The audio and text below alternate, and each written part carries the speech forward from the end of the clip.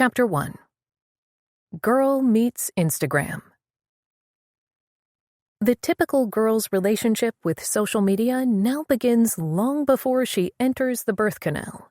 That's when many elated expecting parents start sharing sonogram photos and other details of their daughter in development. So-called sharenting is when parents post pictures of their kids on social media, which can include shots of them in diapers and, as they grow up, anecdotes about their embarrassing questions and misdeeds. Children have practically no privacy rights to prevent this from happening, or, crucially, to later demand that tech companies remove it from the internet. That's what bothers Michaela, 15, whose parents are both comedians with public Instagram accounts followed by tens of thousands of people. Michaela's parents love posting photos and videos of her on their accounts, like pictures of her in a Halloween costume, or videos of her dancing or awkwardly trying to figure out how to hit a tennis racket. She hates it so much that she doesn't allow her dad to take photos or videos of her at all anymore, she told me, because she worries they'll end up online. But since she's asked them to stop, her parents now post photos they still have of her when she was younger, which she doesn't appreciate either. Michaela's main worry is that kids in her school will see the posts. It's embarrassing, and it's scary that they might make fun of me, she told me. Most of the bullying in her high school doesn't happen in the hallway, she says. It happens on social media. A lot of times, bullying takes place in group chats on Snapchat, where people send photos of one specific person, she explained. Boys love to do this. They make these group chats and will add random people and be like, "You're so weird."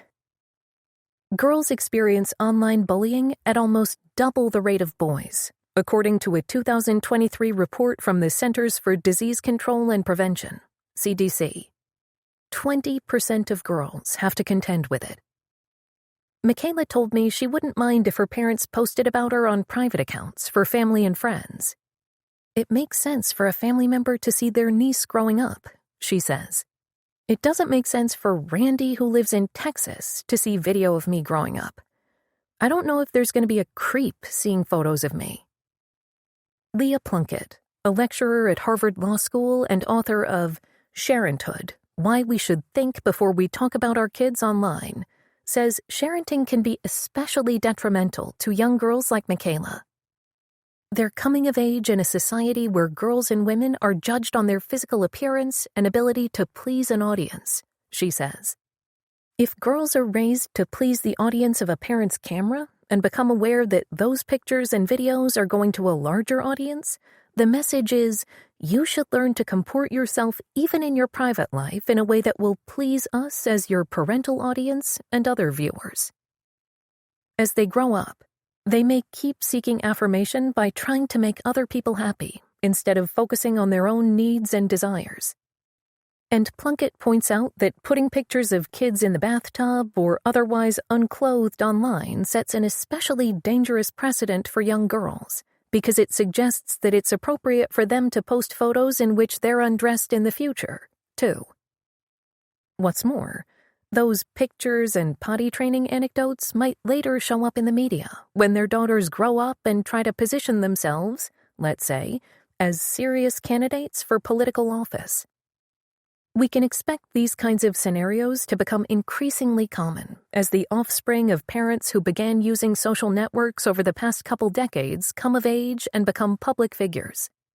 And as we'll see in Chapter 3, when they grow up, their daughters will likely be judged for this content by especially unforgiving standards, simply because of their gender.